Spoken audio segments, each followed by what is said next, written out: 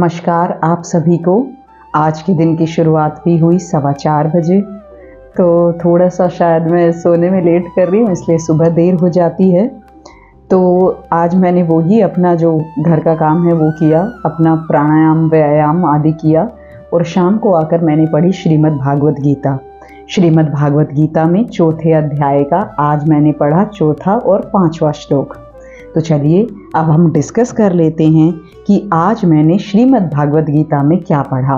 अभी तक हमने देखा था कि भगवान अर्जुन को बता रहे थे कि ये जो कर्म योग का ज्ञान है ये मैंने पहले सूर्य को दिया था। सूर्य ने अपने पुत्र को, उन्होंने अपने पुत्र को, इस तरीके से बहुत सारे राज ऋषियों ने इसको फॉलो किया है। तो अब यहाँ पर अर्जुन के मन में जिज्ञासा उत्पन्न होती है और वो प्रश्न करते हैं।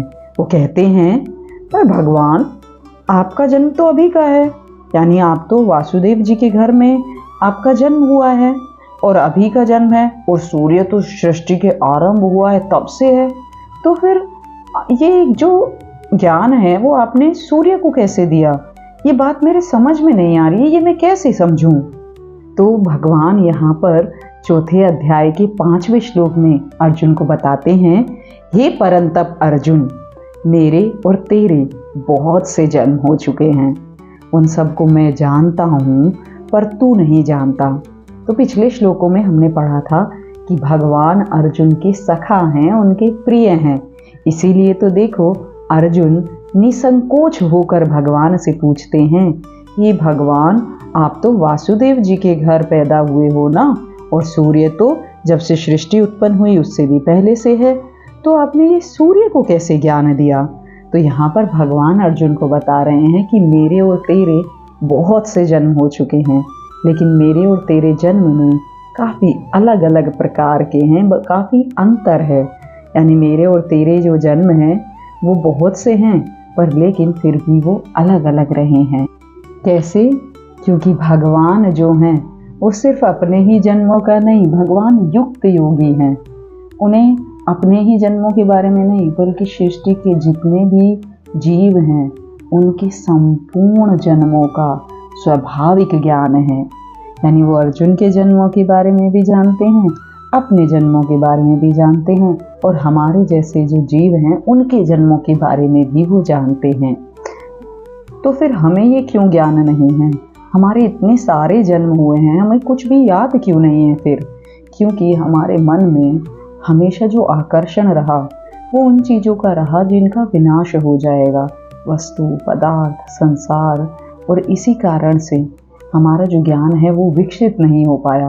जैसे अर्जुन की ही अगर हम बात करें, अर्जुन जी क्या कह रहे थे वहाँ पर पहले अध्याय में कि ये जितने भी लोग हैं ये मेरे कुटुंब के हैं, इनके लिए तो मैं राज्य भोग सुख की इच्छा करता हूँ, ये धन आशा और अपने प्राणों की भी जो चिंता छोड़कर यहाँ युद्ध में खड़े हुए हैं, मैं इन्हें कैसे मारूं? तो यहाँ पर कहीं ना कहीं हम देखते हैं कि अर्जुन को भी खुद राज्य भोग और सुख की इच्छा है, वो सुख चाहते हैं, और नाशवान पदार्थों की कामना होने के कारण वो अपने पूर्व जन्म को नहीं जानते हैं।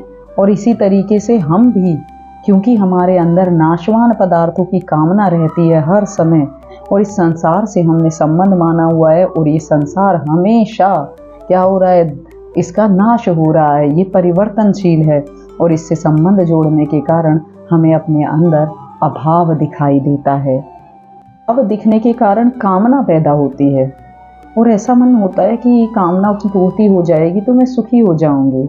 जैसे मेरे अंदर कामना रहती है आदर, सम्मान, यश, इन सारी चीज़ों की, मान लीजिए, तो ऐसा लगता है ये सारी चीज़ें मिल जाएंगी ना तो मैं सुखी हो जाऊंगी। पर अल्टीमेटली ये देखा मैंने कि पहले मैंने जो चीज़ें चाही थी वो पूरी हो भी गई, तो भी मैं शायद 1-2 दिन के लिए सुखी थी, पर उसके बाद क्या फिर से नई कामनाओं ने जन्म ले लिया। तो ये लोभ हमेशा बढ़ता रहता है, और इसके कारण हम जो हैं एक इल्यूजन में जीने लगते हैं, और वो रियल सिचुएशन का कभी ज्ञान ही नहीं हो पाता। ये जो आसक्ति है धन, पदार्थ, वस्तु आदि का संग्रह करने की, ये बढ़ती ही चली जाती है। इसीलिए अगर हमें सुख और आराम चाहिए तो इसके लिए हमें इसको त्यागना पड़ेगा। और अगर पूर्व जन्म का ज्ञान जैसे भगवान बता रहे हैं वो तभी संभव है जब कामनाओं का हम अंत कर पाएं। आज के लिए बस इतना ही। धन्यवाद।